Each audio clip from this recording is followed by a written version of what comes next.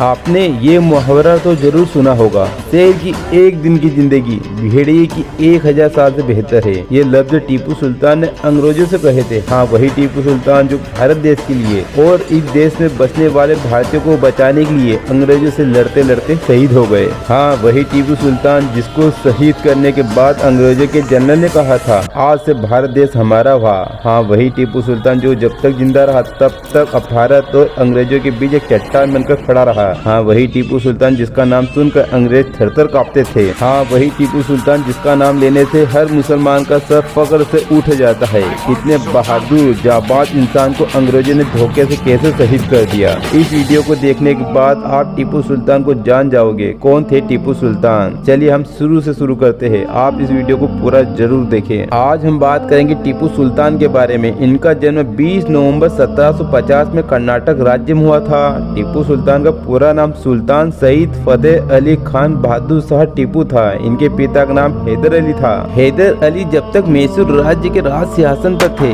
अंग्रेजों ने 3 बार आक्रमण किया। तीनों बार हैदर अली ने अंग्रेजों को इतनी बुरी तरह हराया कि फिर अंग्रेजों ने दोबारा मैसूर राज्य की तरफ आंख उठाकर नहीं देखा। हैदर अली अनपढ़ होने की वजह से इन्हें कई कठिनाइयों को सामना करना पड़ा।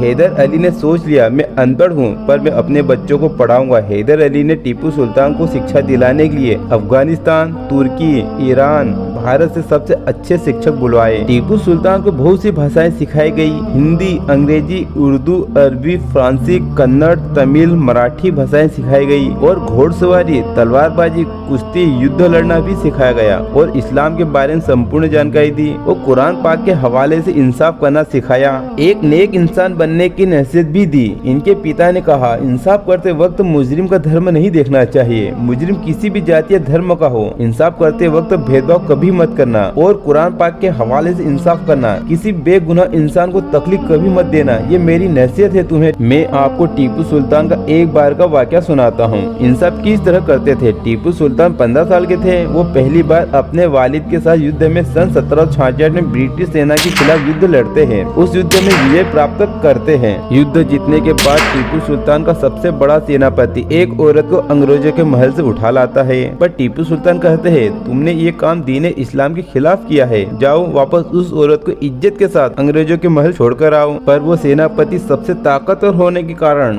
ऐसा करने से मना कर देता है। उसे लगता है कि टीपू सुल्तान 15 साल का बच्चा है, मेरा कुछ नहीं कर सकता। टीपू सुल्तान अपने ही सेनापति पर हमला कर देते हैं और ऐसा हमला करते हैं कि उस सेनापति की गर्दन धड़ से अलग कर देते हैं। इससे पता चलता है कि वो एक इंसाफ परस्त इंसान थे। वो कभी इंसाफ करते वक्त भेदभाव नहीं करते थे। टीपू सुल्तान एक बार जंगल में शिकार कर रहे थे। अचानक एक शेर टीपू सुल्तान पर हमला कर देता है और इन्हें जमीन पर गिरा देता है। टीपू सुल्तान खड़े होकर शेर के जबड़े में हाथ डालकर उस शेर को 2 भागों में चीरकर फेंक देते हैं। तब से इन्हें मैसूर का टाइगर नाम से पुकारा जाने लगा। इनके पिता हैदर अली को कैंसर की बीमारी हो जाती है और उस बीमारी के कारण इनके वालिद की मौत हो जाती है। तब टीपू सुल्तान की उम्र उस वक्त 21 वर्ष की थी। सन 1782 में मैसूर राज्य के राजा बने और राज सिंहासन संभाला। जैसे मैसूर के राजा बने, इन्होंने मैसूर राज्य को इस्लामिक राज्य घोषित कर दिया और 1 करोड़ हिंदुओं को कलमा पढ़ाकर इस्लाम धर्म कबूल करवाया। के बाद हर गांव शहर के रास्ते बनवाए, पुल बनवाए, प्रजा के लिए मकान बनवाए, बंदरगाह बनवाए, पक्कड़ का किला बनवाया।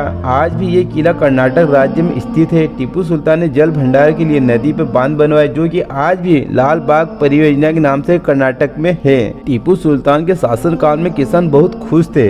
इन्होंने खेती पे लगने वाला टैक्स हटा दिया। टीपू सुल्तान ने अपने शासन काल में सोने के सिक्कों पर अपनी फोटो वाले सिक्के चलाए। ये पढ़े लिखे बहुत थे। इनका दिमाग बहुत तेज चलता था। ये दुनिया के पहले वैज्ञानिक थे जिन्होंने पहला रॉकेट लॉन्च किया। इन्होंने दिन रात मेहनत करके रॉकेट का आविष्कार किया। भारत के पूर्व राष्ट्रपति डॉक्टर APJ अब्दुल कलाम जी ने कहा था कि टीपू सुल्तान दुनिया के पहले रॉकेट निर्माता है और अपनी पुस्तक अग्नि की उड़ान में भी इनकी टेक्नोलॉजी का जिक्र किया। टीपू सुल्तान को पता था अंग्रेज इन पर हमला जरूर करेंगे, तो अंग्रेजों से निपटने के लिए तोपें बनाई। अंग्रेज समझ रहे थे टीपू सुल्तान 21 वर्ष का बच्चा है, इसे हम आसानी से युद्ध हरा देंगे और मैसूर राज्य को अपने कब्जे में कर लेंगे। सन 1784 में इन्होंने अंग्रेजों से पहला युद्ध लड़ा। जब युद्ध में टीपू सुल्तान की तरफ से तोपों से हमला किया जा रहा था, अंग्रेजों के सैनिकों को गाजर मूली की तरह खत्म किया जा रहा था, तब अंग्रेज सोच में पड़ गए, ये क्या चीज है जो दूर से ही हमारे सैनिकों को मार रही है। तब अंग्रेजों ने पहली बार तोप को देखा था। उस युद्ध में जो सैनिक जिंदा बच गए थे वो युद्ध छोड़कर भाग गए। टीपू सुल्तान ने बड़ी आसानी से उस युद्ध को जीत लिया, पर उस युद्ध में अंग्रेज एक तोप अपने साथ ले गए। उसको देखकर वो तोप बनाने में लग गए और कुछ सालों बाद अंग्रेजों ने तोप बना भी ली। कई सालों तक भारत पर हुकूमत करने वाली ब्रिटिश सेना भी टीपू सुल्तान से कांपती थी। टीपू सुल्तान से मिली हार अंग्रेजों के लिए इतनी भयानक थी कि पूरे लंदन में 2 दिन का शोक मनाया गया। अब अंग्रेजों के समझ में बात आ गई थी कि टीपू सुल्तान से आमने सामने की लड़ाई में जीता नहीं जा सकता है। अब अंग्रेज भारत में रहने वाले गद्दारों की खोज करने में लग गए जो अंग्रेजों का साथ दे, और अंग्रेजों को ऐसे गद्दार मिल भी गए जो चंद पैसों के लिए अपना जमीन बेच दिया, जो भारत देश से गद्दारी करने के लिए तैयार हो गए और भारत देश को अंग्रेजों के हाथ में सौंपने को तैयार हो गए। इसमें सबसे पहले हैदराबाद के निजाम महाराष्ट्र के मराठा ने अंग्रेजों से हाथ मिला लिया। अब इन्हें एक ऐसा व्यक्ति चाहिए था जो टीपू सुल्तान के महल की सारी जानकारी इन्हें देता रहे। टीपू सुल्तान का सबसे ज्यादा विश्वास पात्र आदमी मीर सादिक और पूर्णिया ये दोनों थे। अंग्रेजों ने उन्हें भी पैसे की लालच देकर इन दोनों को खरीद लिया। मीर सादिक और पूर्णिया दोनों ने महल की सारी खुफिया जानकारी अंग्रेजों के हाथ में दे दी।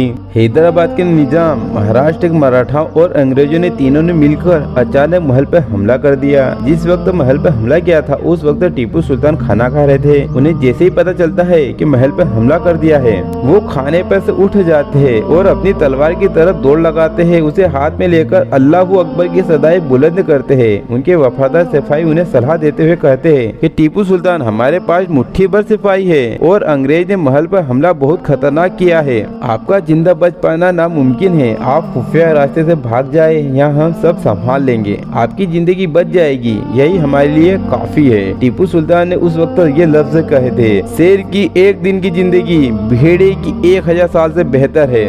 इतना कहकर ये अंग्रेजों पर पहाड़ बनकर टूट पड़े। इनका हमला इतना खतरनाक था कि एक ही हमले में 200 सैनिकों को मार दिया। अब अंग्रेजों ने चारों तरफ से घेर लिया। 4 मई 1799 को युद्ध लड़ते लड़ते शहीद हो जाते हैं। टीपू सुल्तान को शहीद करने के बाद उनके भाई बहन पति पत्नी पूरे परिवार को अंग्रेजों ने सर धड़ से अलग कर दिए। टीपू सुल्तान को शहीद होने पर लंदन में जश्न मनाया जाता है और अंग्रेजों के जनरल ने कहा था, हिंदुस्तान आज से हमारा हुआ, अब हमें हिंदुस्तान पर हुकूमत करने से कोई नहीं रोक सकता है। टीपू सुल्तान की मृत्यु के बाद अंग्रेजों ने पूरे हिंदुस्तान पर अपना कब्जा कर लिया था। वैसे तो टीपू सुल्तान का कर्जा भारतवर्ष के लोग कभी नहीं उतार पाएंगे, क्योंकि उन्होंने हमारे लिए जो कुर्बानियां दी है इतिहास में हमेशा याद रखा जाएगा। लेकिन कुछ सालों से नफरत की राजनीति के चलते इनका असर टीपू सुल्तान पर भी पड़ा है। इसका सबूत कुछ दिन पहले आई टीवी पर एक न्यूज है जिसमें बताया गया है कर्नाटक सरकार ने ये फैसला लिया है कि स्कूल की हिस्ट्री की किताब से टीपू सुल्तान का चैप्टर हटा दिया गया है। वो टीपू सुल्तान को एक क्रांतिकारी योद्धा नहीं मानते हैं,